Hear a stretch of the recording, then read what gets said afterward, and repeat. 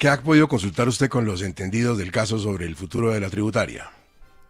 Pues Gustavo, obviamente ese anuncio no solo de que se rompe la regla fiscal, sino de que viene una nueva reforma tributaria, pues en voces de los expertos han dicho que es muy poco probable que el país le camine en este momento a una reforma en ese sentido. ¿Qué quiere el gobierno? Recaudar un mínimo de 19 billones de pesos y según dijo el ministro de Hacienda, pues esta reforma tributaria sería presentada a finales de julio. Escuche lo que dice José Manuel Restrepo. Él es el rector de la Universidad EIA, pero que sabe mucho del tema porque fue también ministro de Hacienda. Escúchelo. Es absolutamente inviable una reforma tributaria en este momento. Primero, es inoportuna. No es un momento apropiado en un momento en donde el país se está recuperando económicamente. En segundo lugar, una reforma tributaria en el último año de gestión de un gobierno es prácticamente imposible de lograr. Y en tercer lugar, es una reforma tributaria que propone medidas que son muy discutibles, como por ejemplo tocar el IVA, asunto que no es de poca monta por sus implicaciones sobre los ciudadanos. Pero más allá de eso, en un momento en donde el Ejecutivo ha desafiado al Legislativo, donde hay tensiones entre el Congreso de la República y el Presidente de la República, veo absolutamente imposible desde el punto de vista político transitar una reforma tributaria en el Congreso de la República. Será seguramente una razón más para que el gobierno se victimice posteriormente cuando es un error en la construcción del marco fiscal haber incorporado una idea de reforma tributaria que claramente es inviable. Recoger en este momento entre 19 y 26 billones de pesos no es posible. Además, como dice Gustavo, como dice el doctor Restrepo, con este constante ataque del gobierno al Congreso, por eso es muy poco probable que le caminen a una reforma. La gran pregunta es, ¿de dónde va a salir entonces el dinero que necesita el gobierno nacional para cubrir ese déficit fiscal que está cercano al 7%? Y en los laberintos de la política, Cristo, ¿qué se dice sobre ese bebé tributario?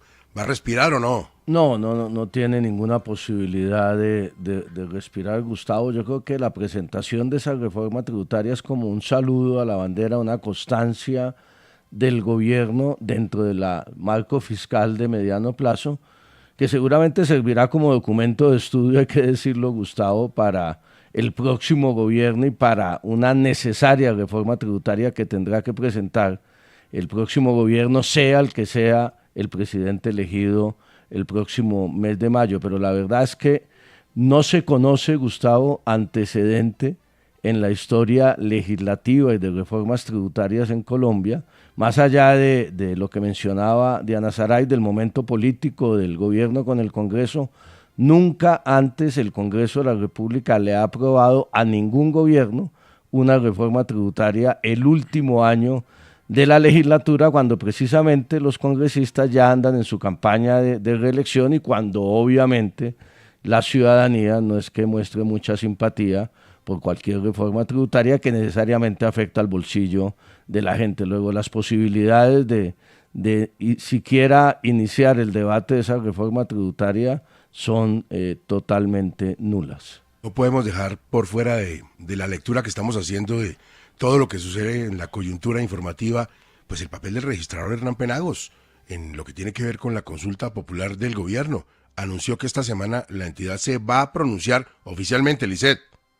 Gustavo, buenos días. Desde Puerto Carreño, el registrador nacional Hernán Penagos dijo que esta semana será clave para emitir un pronunciamiento sobre el decreto que fue firmado por el presidente Gustavo Petro convocando la consulta popular. El registrador dijo que han llegado muchas solicitudes para que se aplique la excepción de inconstitucionalidad y que no se convoque esta jornada. Sin embargo, está adelantando un estudio juicioso y riguroso sobre este tema. Estamos estudiando con juicio y rigor la información y el decreto y las demás comunicaciones que hemos recibido, y al inicio de esta semana que empieza, la registraduría se pronunciará de fondo sobre el asunto.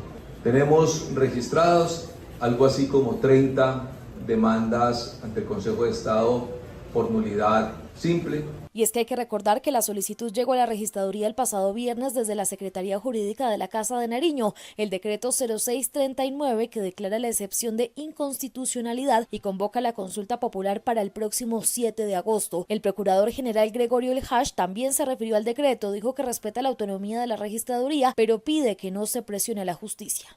Estamos esperando que el Consejo de Estado haga su tarea, que la justicia arbitre lo que tiene que decir, pero necesitamos que estén tranquilos ellos, en calma, como debe ser la justicia, que no los molestemos ni tratemos de presionarlos. Finalmente ellos no son presionables ni se dejan llevar por un camino equivocado. Y es que hay expectativa en el país por este pronunciamiento que será clave para definir si los colombianos irán a las urnas en agosto o si por el contrario se frena el mecanismo y se convocaría así, según ha dicho el mismo presidente, una Asamblea Nacional Constituyente. A ver, Cristian, muy puntualmente, ¿qué caminos tiene el registrador? Pues mire, Gustavo, el registrador tiene dos preocupaciones con respecto a la consulta. Una de carácter logístico, muy poco tiempo, menos de 2 meses, para eventualmente organizar una consulta que tiene que votarse además en el exterior y es absolutamente improbable. Pero el segundo y más de fondo es, fíjese que al registrador, por un lado, lo amenazan desde el Ministerio de Justicia con prevaricatos si no convoca a la consulta con el decreto que se le radicó el viernes. Y por el otro lado le están pidiendo una excepción de inconstitucionalidad, es decir, que decrete una vía de hecho él como funcionario público frente a otra vía de hecho a la que acudió el gobierno nacional, lo cual es bastante complejo. El camino que le queda al registrador, que además es el árbitro de las elecciones, no nos olvidemos que esto no es el tema de la consulta, el año entrante tenemos elecciones de Congreso presidenciales, el registrador ha demostrado ser un funcionario independiente, es un árbitro imparcial que no puede entrar a calificar el decreto de la consulta. Luego, el camino del registrador es consultar a la sección quinta a la sala de consulta del Consejo de Estado sobre este decreto y sobre su viabilidad y legalidad o no. Creo que sería el camino más adecuado y el más imparcial para la función que cumple en la sociedad colombiana y es sobre el cual está meditando y reflexionando y tomará decisión a mitad de esta semana. Hernando, ¿podría hacer algo más el registrador? Pues Gustavo, mire, quiero decir lo siguiente. Primero, la excepción de inconstitucionalidad por noción y taxonomía constitucional no es una vía de hecho. Una vía de hecho la ha entendido la Corte Constitucional como una agresión burda, grosera al Estado social de derecho o al derecho y por eso entonces presupone la existencia, por ejemplo, de una tutela. En cambio, la excepción de inconstitucionalidad es un evento previsto en el artículo 4 de nuestra Carta Política que señala que frente a una eventual incorrección de una norma de inferior categoría frente a una norma constitucional, desde luego debe preferirse esa norma constitucional. En tanto así esa precisión debe decirse que el procurador sí podría contar con esa herramienta, que entre otras es la misma herramienta que el gobierno tuvo en cuenta para efectos de suscribir el decretazo. Quiere yo decir, de considerar que esa materia desajusta el texto constitucional. Y por eso así se ha pedido desde diferentes orillas por juristas para que el registrador analice ese punto. Es una opción que no hay que descartar. Segunda posibilidad, claro está, además de esa solicitud de consulta a la Sala de Consulta y Servicio Civil del Consejo de Estado, podría el registrador solicitar que ello fuera expedito, fuera oportuno y rápido. ¿Por qué? Porque se requiere de ese aval fundamental para seguir avanzando en ese tema. Muchos dirán que el concepto de esa sala no es obligatorio y no es vinculante. No obstante, viene obviamente una corporación bicentenaria que tiene toda la seriedad y que seguramente marcaría la ruta en ese sentido.